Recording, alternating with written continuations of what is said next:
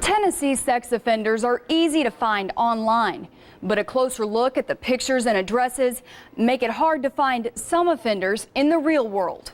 Sex offenders have a fairly high rate of recidivism. They will recommit their crimes.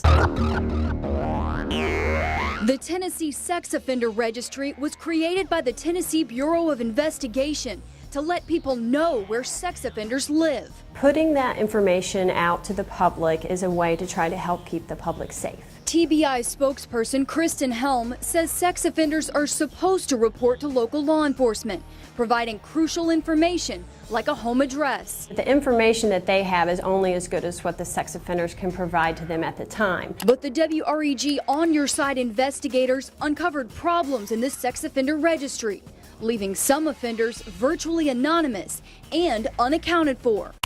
We start with Willie Spraggins. He was convicted of rape in 2002. The registry says he lives at 201 Poplar, 10th floor, room 1001. Hi, I was trying to find Willie Spraggins. He definitely doesn't live in this Shelby County Sheriff's Department office. He lists this as his address, leaving the public wondering where Willie Spraggins really lives. Does anybody live here? Spraggins isn't the only sex offender with a questionable address. Leotha Powell says he lives here, inside a P.O. box. I just wonder how does something like that happen. According to the Tennessee Bureau of Investigation, Powell has never registered with the Memphis police like he was supposed to. Powell was arrested in 2006 and gave an address on Doubletree Road.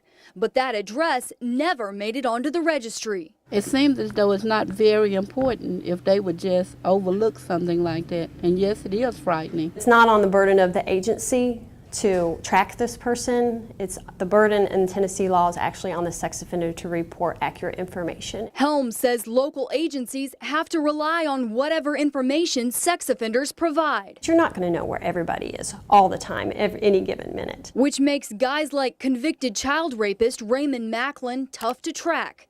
He says he's homeless. That is allowed under Tennessee law. They are supposed to report to their local law enforcement agency every month. Macklin hasn't checked in more than a year.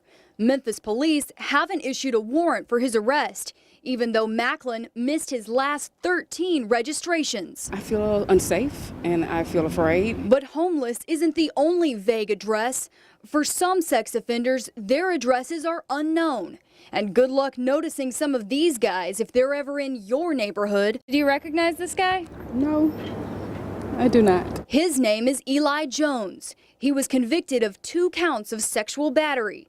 There's no picture of him on the registry, but that doesn't mean one doesn't exist.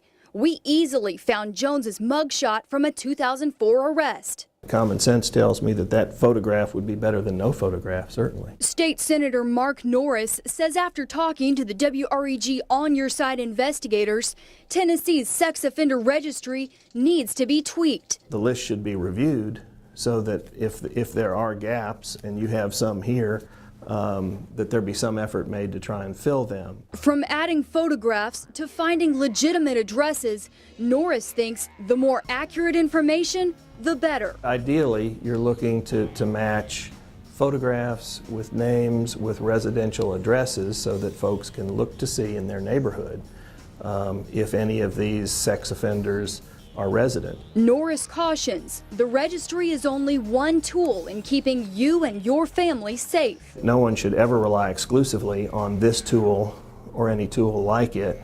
It's better than having none at all, but it's not perfect. Senator Norris has sent a letter to the director of the TBI bringing up the issues we've uncovered with the sex offender registry. Now here's your chance to help. Go online to WREG.com where we've compiled a list of sex offenders. See if you recognize any names, faces, or know a different address.